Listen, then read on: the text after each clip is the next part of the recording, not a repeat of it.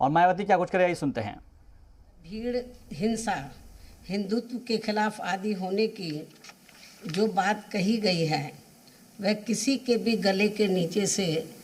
आसानी से नहीं उतरने वाली है, क्योंकि आरएसएस व बीजेपी एंड कंपनी के लोगों की तथा इनकी सरकारों की भी कथनी व करनी में अंतर सभी देख रहे हैं। साथ ही आरएसएस प्रमुख देश की राजनीति को विभाजनकारी बताकर जो कोस रहे हैं ये ठीक नहीं है, जबकि सच्चाई तो ये है कि खासकर जिस बीजेपी व उनकी सरकारों को वे लोग जनहित व देश हित की खास परवाह किए बिना आंख बंद करके समर्थन देते चले आ रहे हैं, उसी का परिणाम है कि यहाँ जातिवाद, राजनीतिक द्वेष, सांप्रदायिक हिंसा आदि का जहर सामान्य जनजीवन को त्रस्त किए हुए हैं। इतना ही नहीं बल्कि ये भी सर्वविदित है कि बीएसपी को अगर लगता कि बीजेपी सही में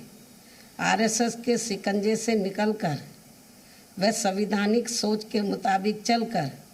सर्व समाज एवं सभी धर्मों के लोगों के हित में काम कर सकती है,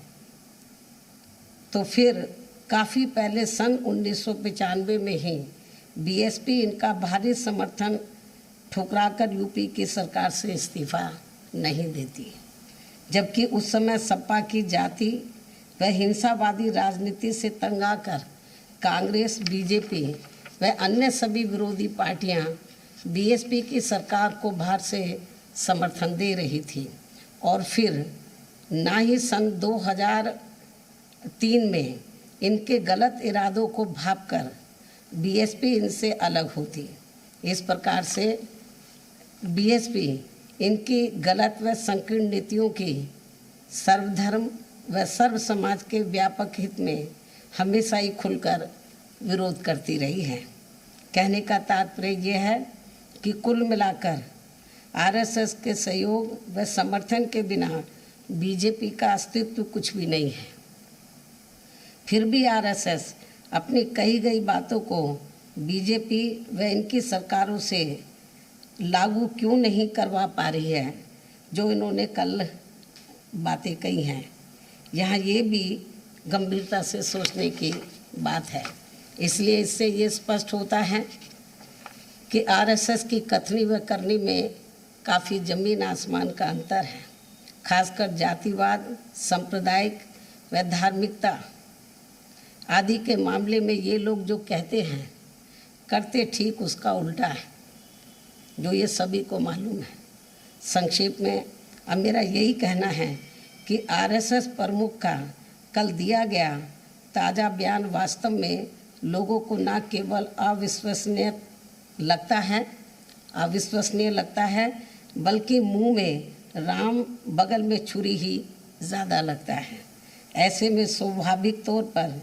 जब तक आरएसएस, बीजेपी एंड कंपनी व इनकी सरकारों की संकीर्ण सोच व कार्यशैली आदि में सही सर्व समाज हितैषी संवैधानिक परिवर्तन नहीं आएगा, तो तब तक इनकी बातों पर खासकर मुस्लिम समाज द्वारा विश्वास करना बहुत मुश्किल लगता है। इसके अलावा यहाँ मैं धर्म परिवर्तन के मुद्दे को भी लेकर ये कहना चाहूँगी कि देश में डरा धमका के व लालच आदि देकर किसी का भी जबरन धर्म परिवर्तन कराना ये पूरे तौर से अवैध है, ठीक नहीं है, तथा ऐसे मामलों की सही जांच करा के इसके दोषियों के विरुद्ध सख्त कार्रवाई होनी चाहिए। इसके अलावा यदि इसके पीछे कोई भी देश विरोधी साजिश है तो फिर ऐसे लोगों के विरुद्ध तो काफ़ी सख्त कानूनी शिकंजा कसना चाहिए, लेकिन एक सोची समझी रणनीति व साजिश के तहत इसकी आड़ में इसे जबरन हिंदू मुस्लिम मुद्दा बनाना तथा पूरे मुस्लिम समाज को शक की नज़रों से देखना ये कतई भी उचित नहीं है और बीएसपी फिर इसका डटकर विरोध भी करेगी, क्योंकि इससे दोनों धर्मों के लोगों में आपसी नफरत पैदा होगा, जो ये देश हित में ठीक नहीं है। इसके साथ ही ये कहना कि धर्म परिवर्तन की आड़ में देश को नुकसान पहुंचाने की यहाँ काफ़ी समय से साजिश चल रही है कि ये भी बात कही जा रही है, तो यहाँ इसको लेकर एक ये भी सवाल पैदा होता है कि इतने लंबे समय से अपने देश की खुफिया जांच एजेंसियां अभी तक क्या कर रही थी, और अब इसको लेकर जो भी कार्रवाई चल रही है ये तो बहुत पहले ही हो जानी चाहिए थी, जो नहीं की गई।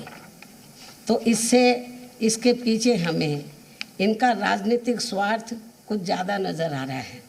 और ऐसा लगता है कि इसे अब ये देश के कुछ राज्यों में होने वाले आगामी विधानसभा चुनाव में अपनी कमजोरियों पर पर्दा डालने के लिए राजनीतिक रंग देना चाहते हैं। और इनका यदि ऐसा कोई षड्यंत्र है तो फिर ये अपने देश के लिए अति दुर्भाग्यपूर्ण व अति निंदनीय भी है, और इस मामले में देश की जनता जरूर सावधान रहे। इसके अलावा यहाँ मैं ये भी कहना चाहूँगी, ख़ास तौर से यूपी गवर्नमेंट के संबंध में ये भी कहना चाहूँगी कि यूपी की वर्तमान भाजपा सरकार द्वारा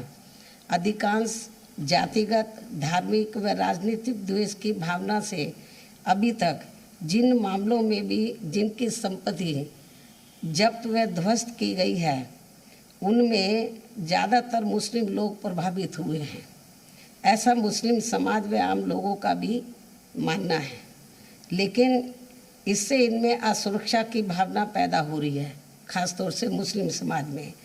जो ये ठीक नहीं है। इस संबंध में बीएसपी का ये भी कहना है कि यदि इसमें ऐसी कुछ भी सच्चाई है तो ये उचित नहीं हो रहा है, जो ये सरकार की कार्यशैली पर अनेकों सवाल खड़े करता है, तथा बीएसपी इसकी कड़े शब्दों में निंदा भी करती है। इन्हीं ज़रूरी बातों के साथ ही अब मैं अपनी बात यहीं समाप्त करती हूँ। धन्यवाद। तो बीएसपी सुप्रीमो मायावती को आप सुन रहे थे, जहां पर उन्होंने एक के बाद एक कई मुद्दों पर अपनी बातें रखी है, और जो मजहब तब्दीली का मुद्दा है उसको भी उन्होंने लेकर अपने बयान में बताया है कि किस तरीके से जो खुफिया एजेंसियां हैं वो इस मुद्दे पर क्या कर रही है, और बीजेपी को एक ख़ास तौर पर वो घेरती हुई नजर आई है, और तमाम पार्टियों को उन्होंने अपने सियासी निशाने पर लिया।